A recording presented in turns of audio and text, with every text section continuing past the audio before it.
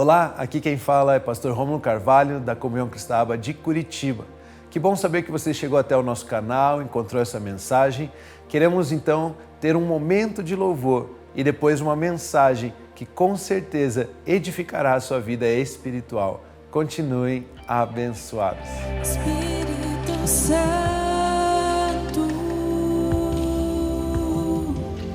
leva-me mais fundo, aonde só a tua voz é o que me guia, Espírito.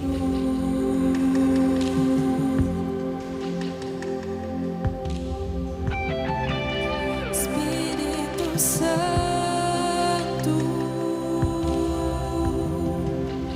leva-me mais alto, onde só tua palavra é meu caminho, Espírito.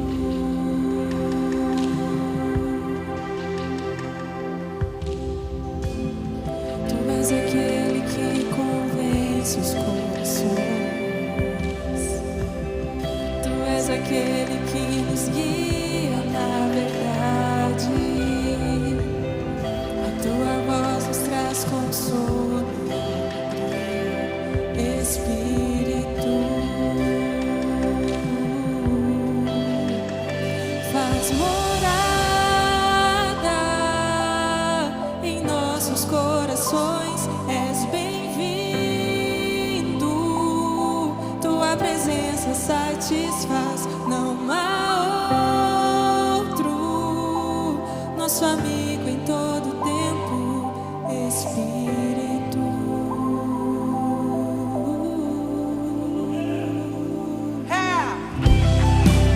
Espírito Santo,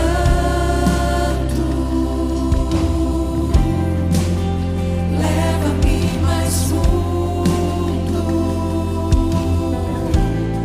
aonde só a tua voz é o que me guia, Espírito.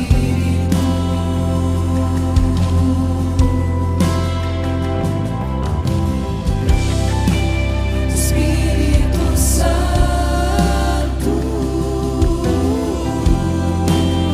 leva-me mais alto, aonde só tua palavra é o meu caminho, Espírito.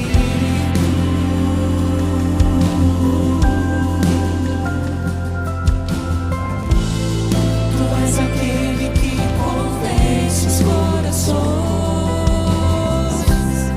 Tu és aquele que nos guia na verdade. A tua voz nos traz consolo e alegria, Espírito. Espírito, faz morada em nossos corações. És bem-vindo. Tua presença satisfaz.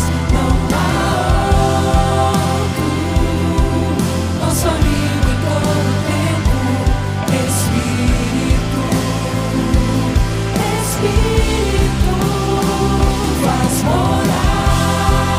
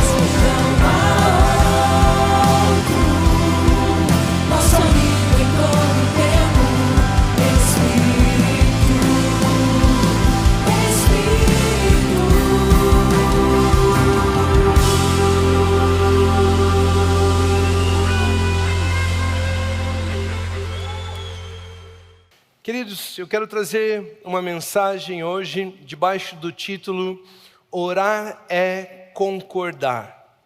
Orar é concordar.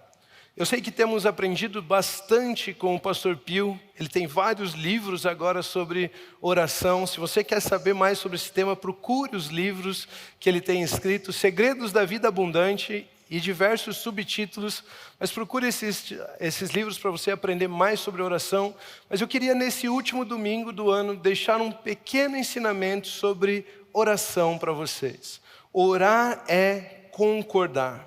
E a Bíblia nos ensina no Evangelho de Lucas, capítulo 2, versículos 34 e 35, o seguinte: Simeão os abençoou e disse a Maria, mãe do menino: Eis que este menino, Jesus, está destinado tanto para a ruína como para a elevação de muitos em Israel, e para ser alvo de contradição. Diga comigo, contradição. Para que se manifestem os pensamentos de muitos corações. Ele é alvo de contradição para que se manifeste os pensamentos de muitos corações. Quanto a você, Maria, uma espada atravessará a sua alma. Eles vão prestar atenção em duas frases desses versículos que lemos. A primeira delas é, para ser alvo de contradição. A palavra contradição no grego é a palavra antilego, que significa falar contra, contradizer, significa opor-se a alguém, recusar obedecer-lhe, declarar-se contra ele. Eu sou contra você, eu sou contra isso. Recusar manter qualquer tipo de relacionamento com.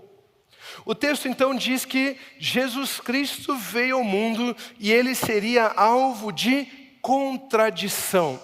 Ele é oposto ao espírito do mundo. Ele é contrário ao espírito do mundo.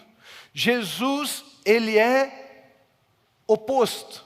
Ele é contrário. Jesus se recusou a se relacionar com o espírito deste mundo. Jesus é contrário à mentira deste mundo, pois ele é a verdade. Jesus Cristo é contrário à morte desse mundo, pois ele é a vida. Jesus Cristo é contrário a tudo aquilo que faz você viver sem orientação, porque ele é o caminho. Jesus então veio como alvo de contradição, veio para opor-se ao espírito deste mundo. E a segunda frase é, para que se manifestem os pensamentos de muitos corações. Ou seja, a verdade que há em Cristo Jesus revela se os pensamentos em nossos corações estão de acordo ou em contradição a Ele. São pensamentos que concordam ou pensamentos que discordam da verdade. Jesus Cristo é como um gabarito, como um prumo que expõe os pensamentos dos nossos corações.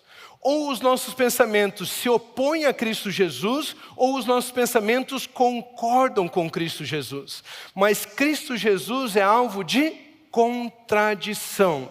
Ele é contrário ao espírito deste mundo. Cristo Jesus veio à terra e ele se recusou a obedecer o espírito deste mundo.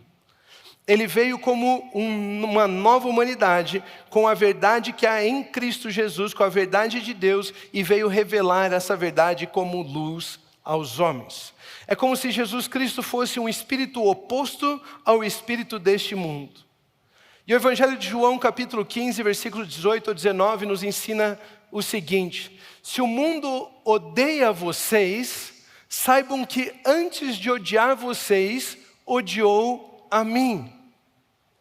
Não há amor por parte daqueles que pertencem ao mundo com relação àqueles que são filhos de Deus. O mundo odeia os filhos de Deus. E Jesus está falando, se ele o odeia, o mundo odeia vocês, ele me odiou primeiro. Se vocês fossem do mundo, o mundo amaria o que era seu. Mas vocês não são do mundo. Pelo contrário, eu dele os escolhi, os separei, os chamei. E por isso o mundo odeia vocês. Queridos, não há amor da parte dos que estão no mundo para com os que estão em Cristo Jesus. O mundo odeia Jesus Cristo, pois ele é contradição aos desejos pecaminosos que estão nos corações deles. O mundo odeia a Cristo Jesus. Jesus se opôs ao mundo, se recusou se misturar com o mundo, se recusou obedecer ao espírito deste mundo. E esse mundo, então, odeia a Jesus. Sabe, esses dias eu estava indo realizar um velório. E eu confesso que naquele dia eu não estava querendo enfrentar a tristeza. Mas como era a minha escala, a minha semana de plantão pastoral, o telefone tocou, havia um velório para fazer.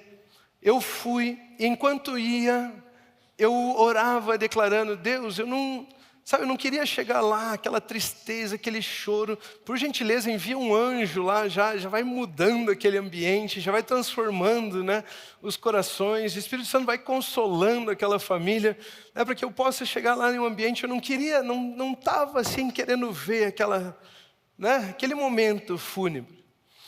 E aí, de repente, o Espírito me lembrou de algo. O Espírito Santo sussurrou nos meus ouvidos, dizendo: Rômulo, se você não quer ver a tristeza, se você não quer se enfrentar essa tristeza, vá com um espírito oposto. E eu parei para refletir naquilo, pensando o que significa ir com um espírito oposto. E então eu me lembrei de uma história que o pastor Pio me ensinou uma vez, para me ensinar a respeito de espírito oposto.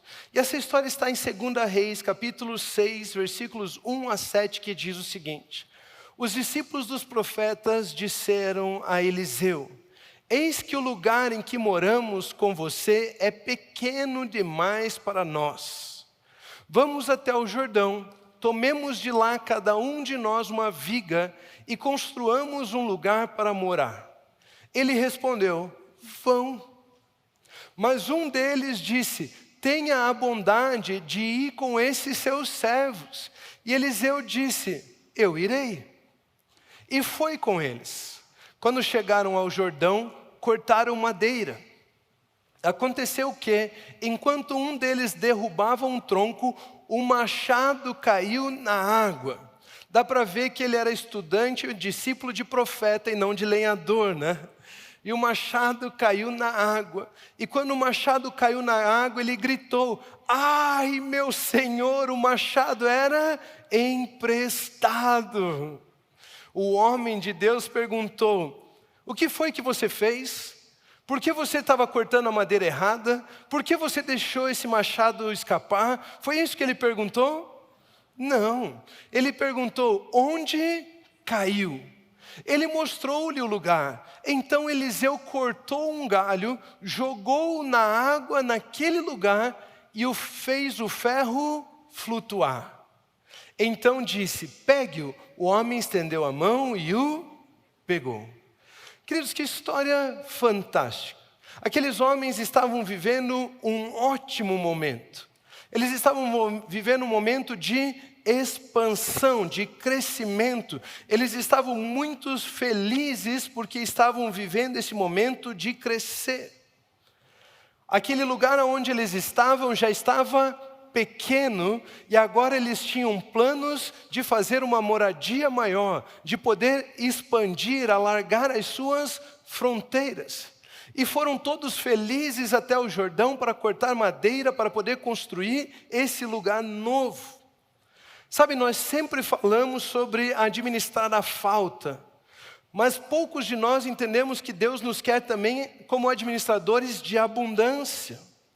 E eles estavam então partindo para um momento de maior abundância, partindo para um momento de alargar as suas fronteiras. Eles estavam em um momento de expansão, pois o lugar já é pequeno.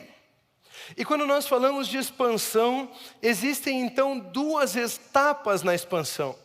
A expansão passa primeiramente por estar usufruindo ao máximo aquilo que já está nas suas mãos. A expansão começa, você percebe que é tempo de expansão na sua vida, quando aquilo que está nas suas mãos, você já está usufruindo ao máximo. E depois, a expansão tem uma segunda etapa, que é ir além daquilo que você já está vivendo.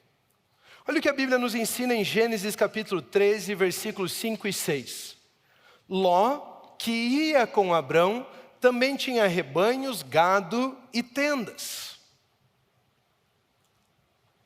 E a terra não podia sustentá-los para que morassem juntos, porque eram muitos os seus bens, de maneira que não podiam morar um na companhia do outro.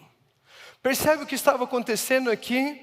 Ló e Abrão, eles tinham tantos bens, eles usavam tanto tudo aquilo que estava nas mãos deles, que o limite de terra que eles possuíam não podia mais sustentá-los.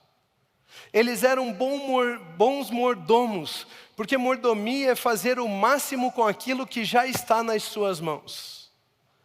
E por serem bons mordomos, a terra onde eles viviam já não podia sustentá-los. Eles estavam usufruindo ao máximo, ao ponto que os dois tinham que expandir, tinham que crescer, já não podiam estar mais os dois juntos naquele lugar. E é por isso que eu quero declarar sobre as nossas vidas que nós terminamos este ano usufruindo ao máximo de tudo aquilo que foi depositado em nossas mãos. Todos os cômodos, todas as áreas, todas as regiões das nossas vidas cheias de semente, cheias de frutos, cheias de paz, cheias de vida. Ao máximo, tudo aquilo que Ele já depositou em nossas mãos. Os discípulos dos profetas estavam vivendo um tempo onde eles eram abençoados ao ponto de não ter mais espaço. Sabe quando você começa aquele e-commerce e de repente a salinha da sua casa já está cheia e agora você está procurando um barracão para alugar? Eles estavam expandindo as suas fronteiras, eles estavam indo para algum lugar maior. Eles estavam felizes com aquele momento. Queridos, quando o lugar ficar pequeno, não é motivo de reclamação. Quando o lugar fica pequeno, é um despertar para uma segunda etapa da expansão. Querido, se você já está usufruindo de tudo que tem, e quando eu digo usufruir, eu estou me referindo a servir ao reino, abençoar pessoas, abençoar a si mesmo e também derrotar Satanás, destruir as obras de Satanás. Quando você sabe que você já é abençoado ao ponto de você estar servindo o reino, usufruindo ao máximo, servindo o reino, abençoando pessoas, abençoando a si mesmo e destruindo as obras de Satanás, isso é usufruir na palavra de Deus. Quando você já está usufruindo ao máximo de tudo aquilo que chegou nas suas mãos, não é tempo de reclamar. Olha só, está acabando, está pequeno, não dá mais, não serve mais. Não é momento de começar a olhar e reclamar daquilo que está nas suas mãos, mas é o momento de começar a declarar a expansão na sua vida, as fronteiras alargadas, as tendas maiores. Esse é o momento de começarmos a declarar e não de reclamar por isso ou por aquilo, falar mal do que tem. Se você chegou nesse tempo, nesse momento, nesse ponto, é tempo de declarar o crescimento, é tempo de declarar o alargar das fronteiras. Pastor, como que eu sei que eu estou expandindo? Você já está usufruindo o máximo daquilo que está nas suas mãos? Ou tem espaço para mais um colaborador? Ou tem espaço para mais um estoque? Ou tem espaço para mais crescimento? Ou tem estoque para mais? Tem espaço para mais? Se tiver espaço para mais, comece a usufruir disso. E quando ficar pequeno, comece a viver além daquilo que você já está vivendo. Eles decidiram agora ir além daquilo que já estavam vivendo. Queridos, para o próximo ano, decida viver além daquilo que você já está vivendo. Pastor, eu estou na igreja há 15 anos, mas servir não é comigo. Para o próximo ano, decida viver além daquilo que você já está vivendo. Eu sou empresário, mas não tenho tempo. Para o próximo ano, decida viver além daquilo que você já está vivendo. Vá fazer uma academia, vá fazer um curso, vá fazer alguma coisa. Viva além daquilo que você já está vivendo. Vai aprender uma língua nova. Não, pastor, mas hoje em dia tem a IA, aí traduz. Ei, vá aprender uma língua nova. Vá fazer uma academia. Volte a estudar. Faça alguma coisa. Viva além daquilo que você já está vivendo.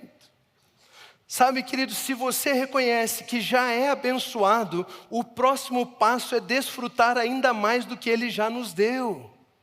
Quando eu reconheço que sou abençoado e eu desfruto daquilo, o próximo passo é saber, a obra dele é muito maior do que as coisas que eu tenho vivido. Queridos, eu duvido que alguém aqui esteja vivendo a plenitude de tudo aquilo, a plenitude do que Cristo Jesus conquistou para nós na cruz. Todos nós podemos alargar as fronteiras, todos nós podemos expandir, todos nós podemos conhecer um pouco mais, desfrutar um pouco mais, conhecer um pouco mais, desfrutar um pouco mais. Todos nós podemos expandir e nos deleitar ainda mais na obra de Cristo Jesus, o nosso Senhor. E quando eu falo sobre isso, sobre expandirmos, eu não estou falando apenas para empresários que querem ganhar um pouco mais, naquele sentido assim ganancioso. Mas eu estou falando também para o adolescente que passou de ano.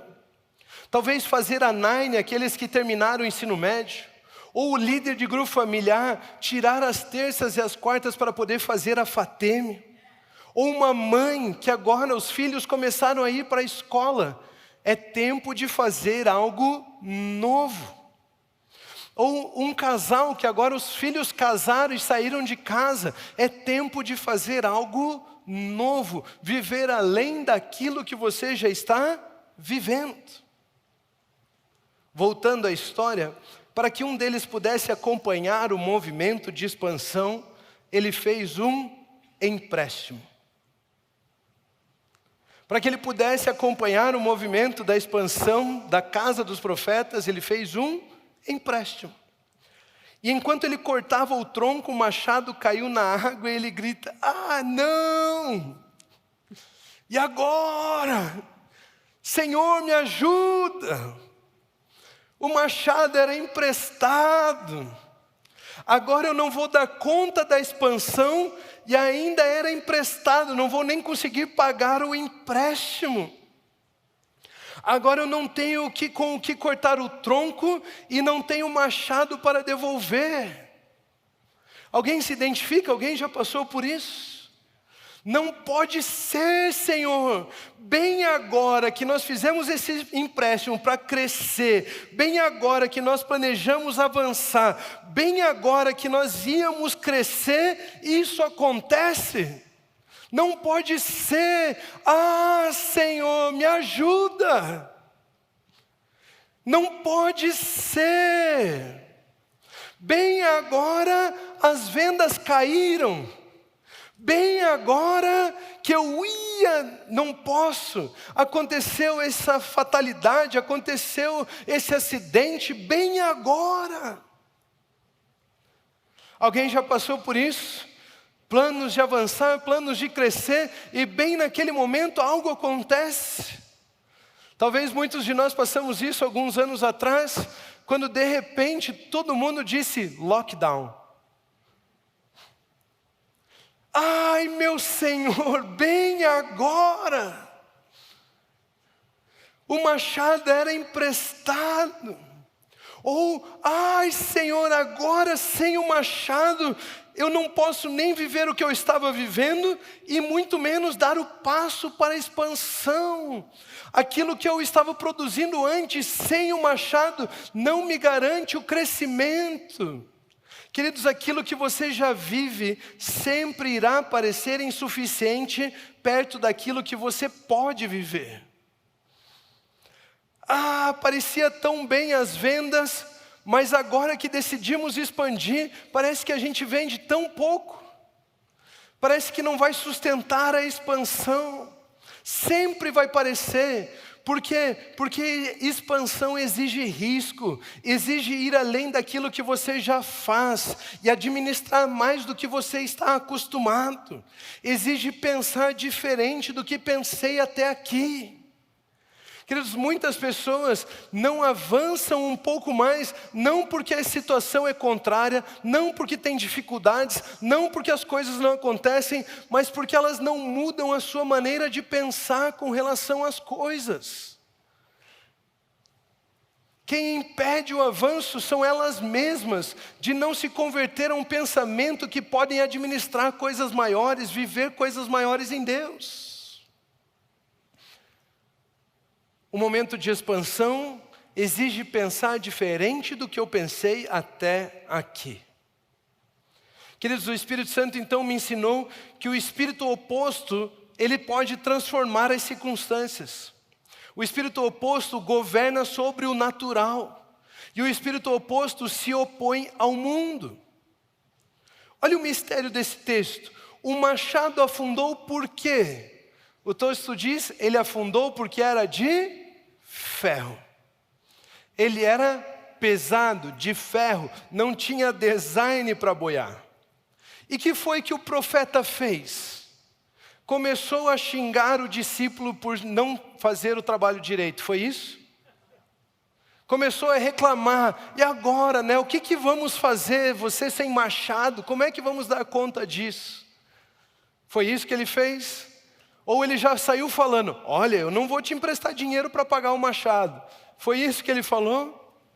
Ele não entrou no problema, ele não se curvou ao problema, ele não permitiu que o problema o dominasse, mas ele apareceu com um espírito oposto. Quando todos só viam o ferro que afundava, o profeta pegou um galho de uma árvore, porque a madeira boia.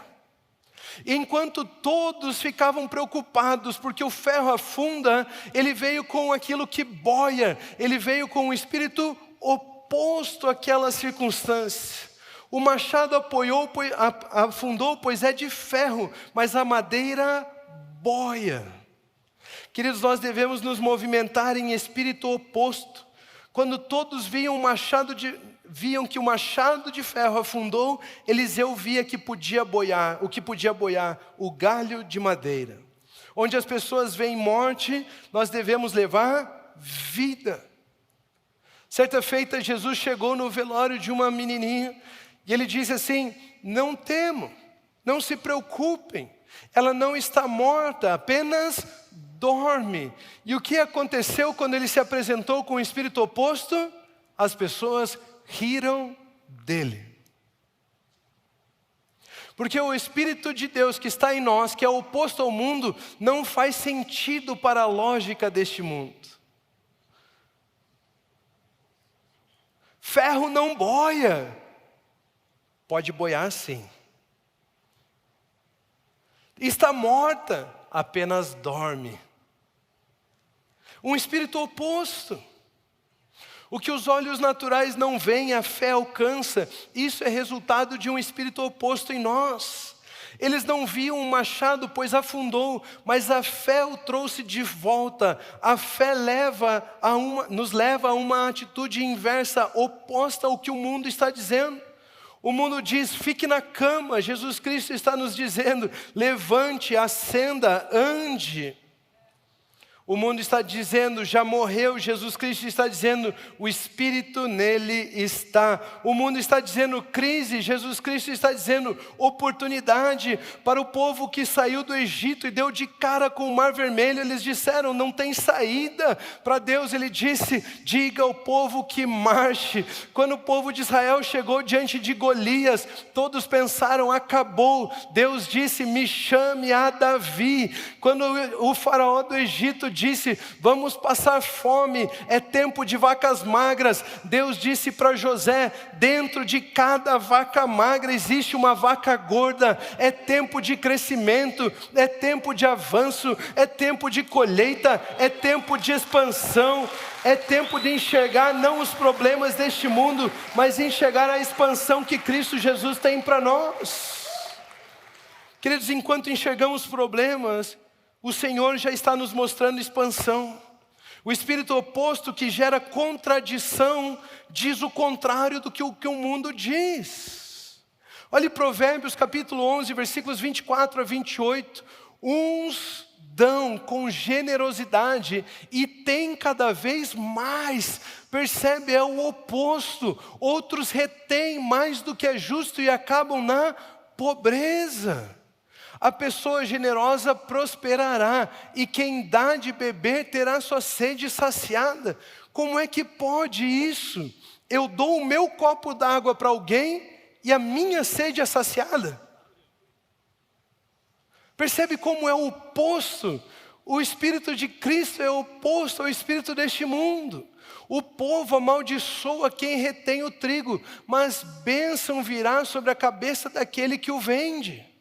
Quem procura o bem, alcança favor. Quem corre atrás do mal, acaba encontrando o que procura.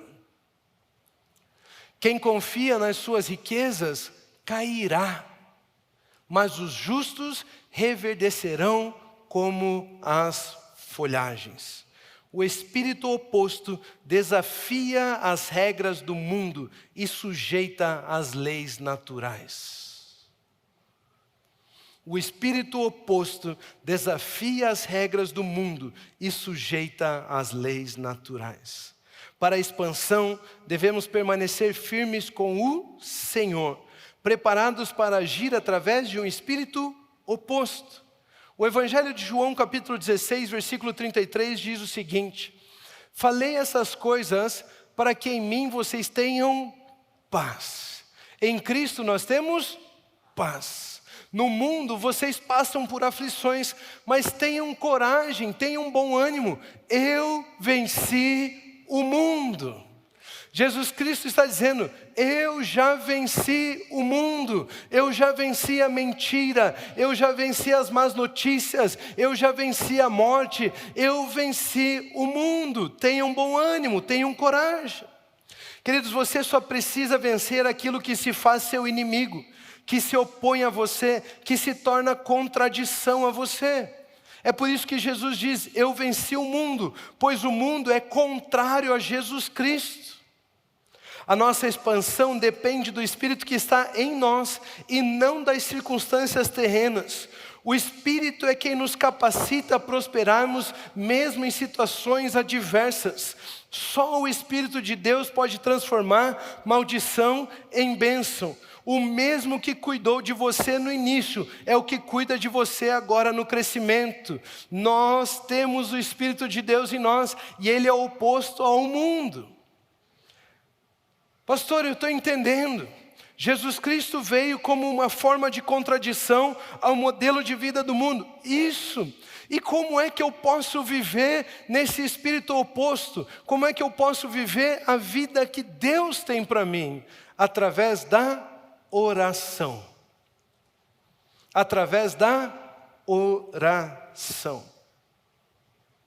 Por isso, orar é discordar do espírito do mundo e concordar com Deus. Orar não é falar das circunstâncias terrenas, orar é falar da palavra de Deus. Orar não é descrever para Deus os problemas, orar é declarar a palavra de Deus sobre os problemas. Orar é concordar com Deus e discordar do mundo. O Evangelho de Mateus, capítulo 12, versículo 34, diz assim: raça de víboras, como vocês podem falar coisas boas sendo maus? Porque a boca fala do que está cheio o coração. Raça de víboras não é para nós, tá? É para os fariseus lá com quem Jesus estava falando. Mas esse texto nos ensina algo precioso. Ele diz, a boca fala do que está cheio o coração. Deixa eu citar aqui esse texto de uma versão em inglês que eu traduzi, que diz assim: da abundância do coração é que a boca fala. Sabe, eu gostei dessa versão. Parece que fica mais claro um pouco. Eles dizem a mesma coisa, as mesmas coisas. Mas olhe dessa forma: da abundância do coração é que a boca fala. Daquilo que você tem em abundância no seu coração é o que a sua boca fala. Parece que fica ainda mais claro que é a partir do que é abundante em meu coração que eu falo. Ou seja, o que é que você tem permitido se tornar abundante em seu coração? O espírito deste mundo ou o espírito de Deus? A palavra de Deus ou a palavra dos falsos profetas deste mundo? Quando a pessoa reclama demais, o que é que tem de abundante no coração dela? O espírito do mundo. Quando ela xinga demais, o espírito do mundo. Quando ela fala mal demais, o espírito do mundo. Se no seu Natal você teve que passar por essa conversa, é porque algum familiar seu está se relacionando mais com o espírito do mundo do que com o espírito de Deus.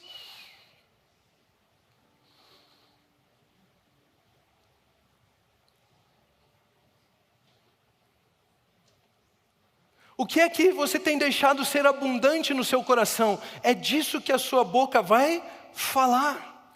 Agora, se a pessoa fala palavras de vida, palavras de consolo, palavras de amor, palavras de avanço, palavras de crescimento, palavras de paz, palavras de justiça, palavras de avanço, o coração dela está cheio do Espírito de Deus. Da abundância do coração é que a boca fala. A profecia sobre Jesus Cristo era para ser alvo de contradição, para que se manifestem os pensamentos de muitos corações. Quando você fala e argumenta, isso revela o que é abundante em sua vida, em seu coração. Por isso, orar é concordar com a palavra de Deus. Orar é concordar com o Espírito de Deus que habita em nós. Queridos, palavras vindas do medo não geram mudança, mas palavras vindas de um alinhamento com a verdade é o que produz mudanças. É por isso que quando Jesus falava, a doença saía, a tempestade parava, o pão multiplicava, os fatos se transformavam em realidade. As palavras são tão poderosas quanto a fonte da onde elas vêm. Se minhas palavras permanecerem em vocês, pedirão o que quiserem e será feito, disse Jesus. Queridos, as coisas não mudam pelo seu esforço, as coisas mudam pela palavra. Queridos, Deus não criou o mundo pelo esforço, Deus criou o mundo com a palavra. Palavras não são apenas sons, as palavras de Jesus são espírito e vida. O físico foi criado pela palavra. Palavras não são comentários das circunstâncias, palavras são ferramentas que constroem a nossa realidade. Palavras carregam a natureza de quem as fala. Palavras não são neutras, as palavras de Deus carregam a vida de Deus. E quando nós alinhamos nossas palavras com o Espírito que está em nós, aí estamos orando, porque orar é concordar com Deus. Usando da autoridade dEle, usando do poder dEle, usando da vida dEle. As palavras são tão poderosas quanto a fonte da onde elas vêm. Orar é concordar com Deus.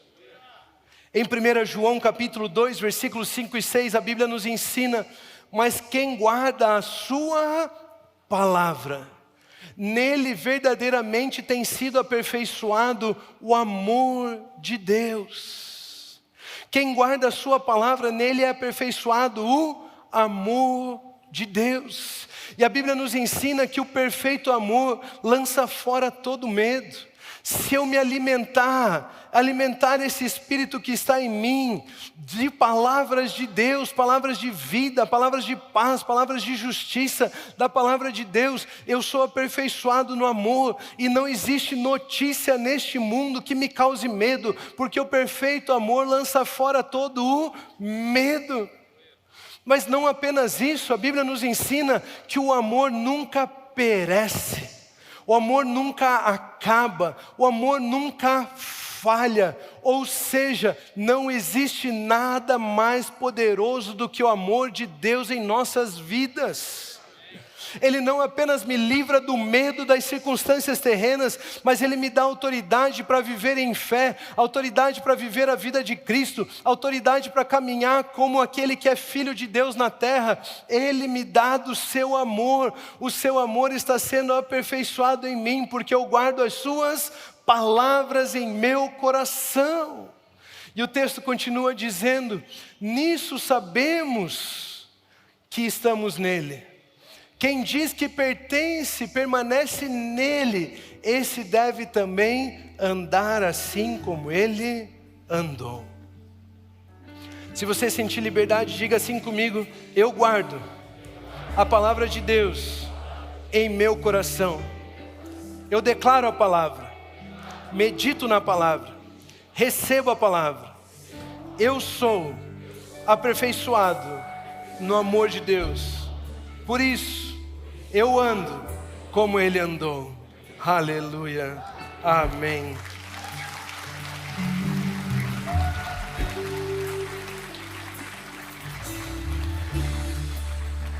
Queridos, para o próximo ano eu sei que o Pai Celestial está mandando meus pés marcharem. Andar como Ele andou. Direcionado, apoiado, amparado, única e exclusivamente pela palavra de Deus. Pois suas palavras me aperfeiçoaram. Em 1 João capítulo 4, versículo 4 diz assim: filhinhos, vocês são de Deus e venceram os falsos profetas, porque aquele que está em vocês é maior do que aquele que está no mundo. Aquele que está em vocês é maior do que aquele que está no mundo. É uma permissão nossa, é um desejo nosso. Nós vamos concordar com aquele que está no mundo ou com aquele que está em nós? Nós vamos concordar com os falsos profetas ou nós vamos concordar com aquele que está em nós e já venceu o mundo? Lembre-se, aquele que está em vocês é maior do que aquele que está no mundo. Vocês são de Deus e vocês venceram os falsos profetas. Percebe, vocês não irão vencer, você já venceu. Você já venceu por quê? Porque você é forte? Não. Religioso? Não. Você é muito espiritualizado? Não. O texto diz: vocês venceram os profetas dos caos, vocês venceram a mentira, vocês venceram as obras de Satanás, vocês venceram as notícias deste mundo, porque aquele que está em vocês é maior do que aquele que está no mundo. O Espírito que está em nós é maior que o Espírito do mundo. O Espírito que está em nós se opõe ao Espírito do mundo. Ele é a razão de contradição, Ele é a razão de você ser odiado, Ele é a razão de você ser mais que vencedor. Jesus Cristo disse: eu já venci o mundo. É por isso que nós devemos orar sem dúvida, devemos orar concordando com a vontade de Deus, orar concordando com o poder de Deus, orar concordando com a presença de Deus em nossas vidas. Queridos, quando você for orar, ore concordando que a vontade de Deus é boa, ela é perfeita e ela é agradável. Quando você for orar, ore concordando que todo o poder pertence a Deus. Nada mais tem poder. Satanás não tem poder, as mentiras não têm poder, essa terra não tem poder, os homens não têm poder. Todo o poder pertence a Deus, todo o poder pertence a Ele. Quando você for orar, concorde, a Ele pertence todo o poder. Quando você for orar, concorde que a presença dEle está com você. Quando você for orar, diga assim: nada pode me separar do amor de Deus. Nada pode me afastar do amor de Deus. Nada pode me levar para longe de Deus. Queridos, orar é concordar com o Espírito vitorioso de Deus que está em nós, e não com o Espírito deste mundo. Orar é concordar, enquanto o mundo diz morte, crise, desgraça, divisão, essa porcaria toda, Deus está nos dizendo: ei, sua vida é de paz, sua vida é de justiça, sua vida é de alegria no Espírito. Sobre você existe um Espírito que te capacita. Ele é um Espírito de luz, Ele é um Espírito de verdade, Ele é um Espírito de crescimento, Ele é um Espírito de poder, Ele é um Espírito de amor, Ele é um Espírito de moderação. Em você há um Espírito que já venceu o mundo. Você é maior do que as circunstâncias, você é maior do que o que as pessoas podem fazer contra você, você é maior do que as pessoas podem dizer contra você.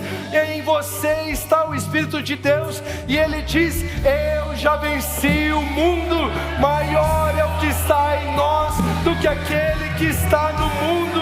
E orar é concordar com esse Espírito. Vamos nos colocar em pé, vamos aplaudir ao Senhor. Ele é digno de louvor. Aleluia! Nós temos um Espírito em nós que é oposto, que é contrário ao espírito do mundo. Por isso, se você sentir liberdade, diga assim comigo: Pai Celestial, eu guardo a sua palavra em meu coração. Espírito Santo, ilumina os olhos do meu entendimento. E Cristo Jesus, eu concordo com a sua verdade. Em 2026, eu vou desfrutar, eu vou crescer, eu vou viver, eu vou frutificar, eu vou andar como Jesus andou. Amém. Glória a Deus. Aleluia. Aleluia. Glória a Deus.